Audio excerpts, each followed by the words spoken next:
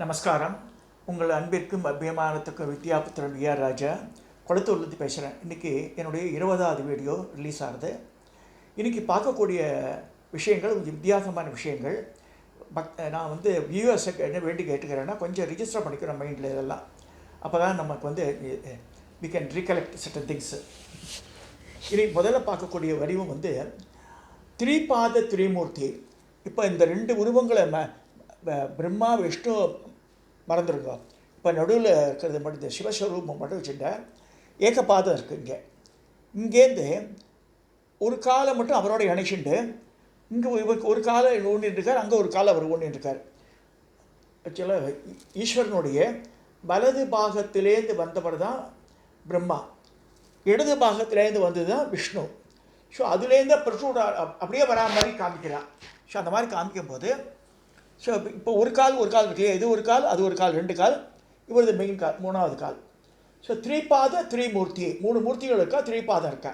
நம்ம அன்றைக்கி பார்த்தது ஒரு ஃபியூ டேஸ் முன்னாடி பார்த்தது ஏகபாத மூர்த்தின்னு பார்த்தோம். அதில் இப்போ ரெண்டு பேருமே கிடையாது, ஈஸ்வரன் மட்டும் இருக்கார். ஒரே ஒரு பாதம், வலது காலை ஒன்றிருக்கார். இங்கே நல்லா கவனிக்கணும், வலது காலை தான் ஒன்றிருக்கார் அவர். அது ஏகபாத மூர்த்தி. இப்போ 3 பேர் பாதம் தெரியறது, திரிபாத திரிமூர்த்தி. இப்போ இன்னொரு வடிவம் இருக்கிறதுலையே, இப்போ அந்த வடிவம் எப்படின்னா, இந்த கால்களே தெரியாமல் இதுலேருந்து அப்படியே வந்தா மாதிரி இருக்கும். அது அந்த மாதிரி காமிச்சா ஏகபாத திரிமூர்த்தியும் பேர். ஸோ இதில் 3 வடிவங்கள் இருக்குது. ஏகபாத மூர்த்தி 1, ஏகபாத திரிமூர்த்தி 2, திரிபாத திரிமூர்த்தி 3. ஸோ 3 வடிவங்கள் அஷ்டாட்சர வடிவங்கள் வந்துடுது. அதை வியூவர்ஸ்க்கு நல்லா சொல்லி கிளியராக சொல்கிறாங்க. ஸோ அந்த 3 வடிவங்கள் இது எங்கே பார்க்கலான்னா, திருவத்தியூர் போனால் இந்த வடிவுடையம்மன் கோவிலுக்கு பேஸ் பண்ணுற மாதிரி இப்படி சுற்றி வரும்போது அந்த இது கருங்கல் சிலையை பார்க்கலாம். அது சபத்திலேயே கோஷ்ட வாட்டம் பண்ணி அதில் இருக்கும். அதில் ஏகபாத திரிமூர்த்தியே இருக்கும். அதில் கட்டாயம் பார்க்க வேண்டிய சன்னதி திருவானைக்காவலில் இருக்கின்ற திரிபாத திரிமூர்த்தி சன்னதி எங்கே இருக்குன்னா, திருவாரூரில் பக்கத்தில் ஒரு ஊரில் தனி சன்னதியே இருக்குது. இதுக்கு திரிபாத திரிமூர்த்திக்கு தனி சன்னதியே இருக்காங்க திருவாரூரில். ஸோ இது நம்ம தேடி தான் பார்க்கணும். நம்ம முக்கியமாக மதுரை, திருவானைக்காவல், அப்புறமா திருவத்தியூர், இதெல்லாம் திருவத்தியூர் பேர் ஆதிபுரியின் பேர். ரொம்ப பழமையானது, 6000 வருஷத்துக்கு முற்பட்டது. இஷ்வாகு வம்சத்தில் இருக்கும்போதே திருவத்தியூர் இருந்திருக்கு. ஆதிபுரின்னு சென்னையில் சொன்னப்பட்டால் அதுதான் தொண்டை மண்டலத்திலேயே மிக பழமையான ஸ்தலம் அது. ஸோ திருவத்தியூர் கோவிலில் கட்டாயம் பார்க்கலாம். ரொம்ப பழமையான வடிவங்களை பார்க்கலாம், திருவத்தியூர் தான் போய் பார்க்கணும்னு சொல்லப்பட்டிருக்கு. ஸோ இன்றைக்கி நம்ம திரிபாத திரிமூர்த்தியை பார்த்துருக்கோம், ஏகபாத திரிமூர்த்தியை பார்த்தாச்சு. ஏகபாத மூர்த்தி முன்னாடி பார்த்தாச்சு. 3 வடிவங்களை நம்ம கவனிச்சு பண்ணிட்டோம். இப்போ ஈஸ்வரன் தான் எல்லாத்துக்கும்.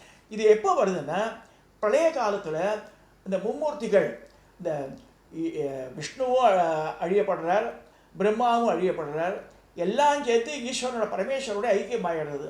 ருத்ரன், பரமேஸ்வர வடிவம் ருத்ரன், விஷ்ணு, பிரம்மா, இம்மூணு பரமேஸ்வரோட ஐக்கியமாகும் போது இந்த இந்த வடிவம் ஏற்படுறது. அப்புறமா திரும்பி உண்டாகிறது இல்லையா, அப்போ அவர்கிட்டேருந்து பிரிஞ்சு வரா மாதிரி காமிக்கப்படுறது. அதுதான் திரிபாத திரிமூர்த்தி, இல்லைன்னா ஏகபாத திரிமூர்த்தி சொல்லப்படுறது. ஸோ 3 வடிவங்கள் இதில் இருக்குது. 3மே அஷ்டாட்சர வடிவங்களில் பெறப்படுறது. ஸோ இது வரைக்கும் இது பார்த்துருக்கோம்.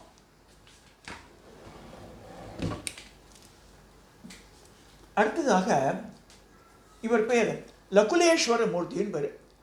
லகுலேஸ்வரர்னா புவனேஸ்வரர்னு அர்த்தம். இப்போ புவனேஸ்வரி பற்றி சொல்கிறோம். ஓம் ஸ்ரீம் ஹிம் ஸ்ரீம் அந்தரம் சொல்லி கொடுப்பேன் நான். புவனத்துக்கெல்லாம் அதிபதி புவனேஸ்வரி. அந்த புவனேஸ்வரியை கடம்பனாக வருவது புவனேஸ்வரர், லகுலேஸ்வரன் பேர். எத்தனையோ அண்டங்கள் இருக்குது. நம்ம வாழும் சூரிய குடும்பத்திலேயே பல கிரகங்கள் இருக்குது, பல விதமான இதெல்லாம் கோள்கள்லாம் இருக்குது, நவகிரகங்கள்லாம் சொல்கிறோம். நம்ம கண்ணுக்கு தெரியாத வேறு எவ்வளோ இருக்குது. இந்த மாதிரி இந்த பிரபஞ்சத்தில் நிறைய அண்டங்கள் இருக்குது. நம்ம ஒரு அண்டத்தை தான் பார்க்குறோம், இந்த சூரிய குடும்பம் தான் நமக்கு தெரியும். பட் ஒவ்வொரு அண்டத்துக்கும் யார் அதிபதினா, இந்த லகுலேஸ்வர மூர்த்தின்னு இருக்குது. இந்த புவனேஸ்வரர் தான் அதிபதி. அதில் கிளியர் கட் தாட் ஒன்று நமக்கு. இவர் தான் எல்லாத்துக்குமே அதிபதி. இவர் எப்படி இருக்குன்னா, பத்மாசனத்தை உட்காந்துருக்கான்னு சொல்லிருக்கு. உட்காந்துட்டு ஒரு கையில் டமருகமும் ஒரு கையில் கிண்டி வச்சுட்டுருக்கார், ஒரு கையில் சூலம் வச்சுட்டுருக்கார், ஒரு கையில் ஹிருதயத்தை காமிக்கிறார்.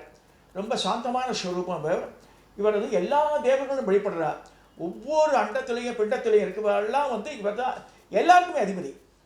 த சீஃப்டைன் ஆஃப் ஆல் இந்த பிரபஞ்ச இதுக்கே வந்து இவர் தான். புவனேஸ்வரர் என்று சொல்லப்படுறது. இவரோட லகுலேஸ்வர மூர்த்தி என்றுவா. இது வந்து வெரி ரேர் ஃபினோமினா. எங்கேயா பெரிய பெரிய மதுரை மாதிரி கோவிலில் கோபுரத்தில் பார்க்கலாம் எங்கேயாவது. இதுக்கெல்லாம் மூர்த்த வடிவங்கள் கிடையாது. இது வந்து சில இடத்துல தூண்கள் செதுக்கப்பட்டிருக்குன்னு சொல்கிறது, நம்ம தேடி தான் பார்க்கணும் அதை. பட் மூர்த்த வடிவு இதுதான். இது எங்கேயாவது எடுத்தான்னு கேட்டால் அந்த தியான ஸ்லோகம் அதெல்லாம் வருது, புராணங்கள்லாம் வரும்போது என்ன சொல்ல, காஷிப கல்ப சூத்திரம்னு ஒன்று இருக்குது, அது சிற்ப சூத்திரம் ஒன்று இருக்குது, அதில் இந்த மாதிரி வர்ணிக்கப்பட்டிருக்கு. இது வந்து புவனேஸ்வரர் இல்லைன்னா லகுலேஸ்வரன் பேர். லகுலேஸ்வர மூர்த்தின்னு இருக்குது, மந்திரங்கள்லாம் இருக்குது இவருக்கு.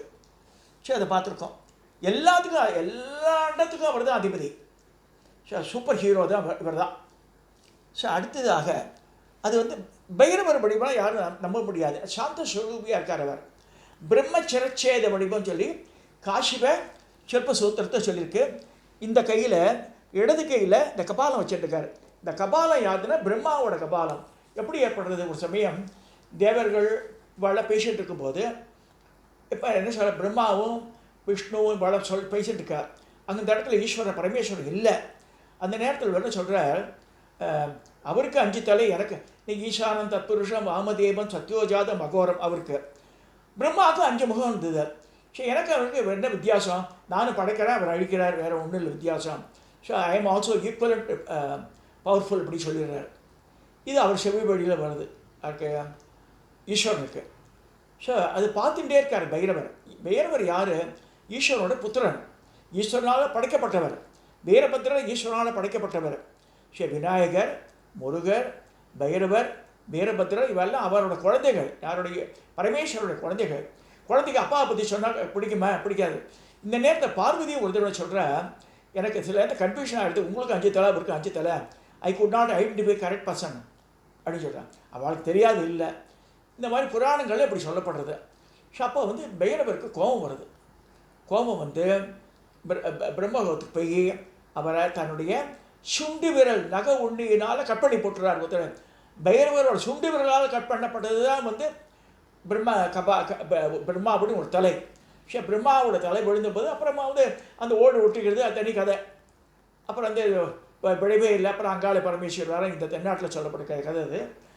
அவர் வந்து மாதிரி அந்த என்ன பிரம்மா வந்து பிராமணர், ஈஸ்வரன் பிராமணர், விஷ்ணுவை சத்திரியன்னு சொல்லியிருக்கு சாஸ்திரத்தில். அப்படி சொல்லியிருக்குன்னா விஷ்ணு வந்து பிராமணராக சொல்லப்படல.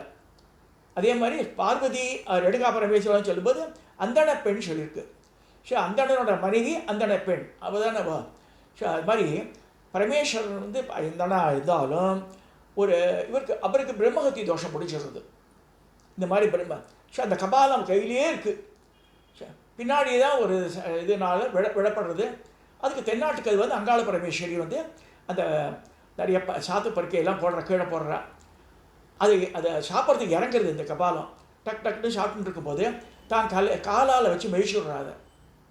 ஸோ அதோடய அவருடைய சாப நிவர்த்தி ஆகுதுன்னு சொல்லிட்டு தென்னாட்டு கதைகள் இப்படி சொல்கிறது. வடநாட்டு கதைகள் அது காணும் அது. ஆனால் வந்து அந்த பிரம்ம கபாலம் எப்பயுமே கையில் இருக்கும், இடது கையில் அவர் கையில் இருக்கும். அதுக்கு தனியாக கிண்ணமே இப்போ அங்காள பரமேஸ்வரர் கோவிலெலாம் குங்கும தரத்துக்கு அந்த கிண்ணம் தான் யூஸ் பண்ணுவாள். மேலே நந்தி லிங்கம் அதெல்லாம் போட்டு மாதிரி இருக்கும், ஹெவியாக இருக்கும் அது. அந்த பிரம்ம கபாலம் அது. இந்த சைடில் அது மழு வச்சுட்டுருக்கார், அந்த பக்கத்தில் சூலம் வச்சுட்டுருக்கார், ஒரு கையில் வந்து கபாலம் வச்சுட்டுருக்கார். இந்த முன்கையில் இது வந்து 2 பக்கம் சூலம். இது வந்து சக்தியின் பேர். அந்த சூலத்துக்கு இது அது வந்து முத்தலி சூலம் ஒரு பக்கம் தான் இருக்கும். இது 2 பக்கம் சூலம் இது வச்சுருக்காரு. அதுவும் பார்க்கணும் நம்ம. அந்த மாதிரி 2 பக்கம் சூலம் இருக்கிறது சக்தின்ற ஒரு ஆயுதம் அது. அந்த மாதிரி வச்சுருக்கார் அவர். இவருக்கு வந்து பைரவமூர்த்தி பிரம்ம சிரச்சேத மூர்த்தியும் பேர். பிரம்ம சிரச்சேத மூர்த்தின்னு. ஸோ அதுவே இன்னொரு படம் இருக்குது, பிரம்மா தலையை சுண்டு விரலால் கட் பண்ணுற மாதிரி. பட் அதை நான் எடுத்துக்கல. ஏன்னா வந்து புவனேஸ்வரர் போட்டிருக்கும்போது இவர் சாந்த ஸ்வரூபியாக இருக்கார். பைரவன் சாந்த ஸ்வரூபியாக பிரம்ம சிரச்சேத மூர்த்தியில் காசிப சில்ப சூத்திரத்தில் இந்த மாதிரி சொல்லியிருக்கு. அது ரெண்டுமே காமிச்சிருக்கேன். இது ரெண்டுமே காசிப சில்ப சூத்திரம். அது சரி, நம்ம இது ரெண்டையும் பார்த்துருக்கோம். இவர் புவனேஸ்வரர் இல்லைன்னா லகுலேஸ்வரர், அவர் பிரம்மச்சரச்சேதர் அப்படின்னு சொல்லியிருக்கு. ஸோ இந்த வடிவங்களில் அஷ்டாட்சர மூர்த்தங்களில் வருது. முன்னாடி பார்த்தது ஏகபாத மூர்த்தி முன்னாடியே பார்த்தாச்சு. ஏகபாத திரிமூர்த்தியை பார்த்துருக்கோம். அதே மாதிரி திரிபாத திரிமூர்த்தியை பார்த்தாச்சு. லகுலேஸ்வர மூர்த்தியை பார்த்தாச்சு. பிரம்மச்சரச்சேத மூர்த்தியை பார்த்தாச்சு. ஸோ இந்த வடிவங்களை 4 வடிவங்களை பார்த்துருக்கோம். இன்றைக்கி 20வது உண்டான இந்த வீடியோவை இதோட நான் நிறைவு செய்கிறேன்.